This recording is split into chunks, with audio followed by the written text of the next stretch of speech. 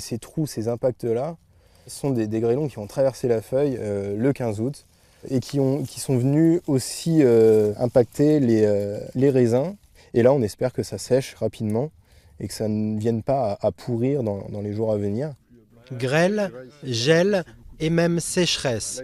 Comme beaucoup de vignerons cette année, Paul Fallet a dû faire face à une météo très hostile qui va fortement faire baisser la production française de vin. Mais à quelques jours des vendanges, c'est à la technologie que ce jeune producteur de champagne a choisi de se fier.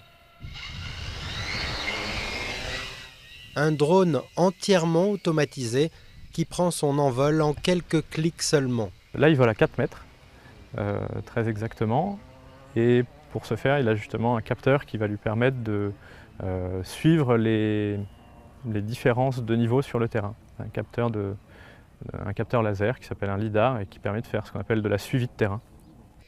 Le vol va durer 11 minutes, le temps pour le drone de prendre quelques 900 photos au-dessus de cette parcelle de chardonnay. Un œil artificiel qui épate le jeune vigneron dont les tournées de vignobles l'obligent à parcourir jusqu'à 40 km. Nous, on n'a pas forcément le temps des fois d'observer les vignes. Et on arrive des fois trop tard sur le lieu en observant les dégâts une semaine ou deux trop tard, alors qu'on aurait pu éventuellement intervenir de manière plus précise si on avait eu la connaissance d'une potentielle attaque. Car le but de ce drone est justement de faire de la viticulture de précision. Conçu par deux anciens ingénieurs d'Airbus, l'appareil se connecte automatiquement au Wi-Fi du vigneron et envoie ses photos pour être disséquées par un algorithme. Les résultats sont disponibles via Internet entre 12 et 48 heures plus tard. Là, on regarde une cartographie qui montre la vigueur de la vigne, donc à quel point la vigne s'est bien développée.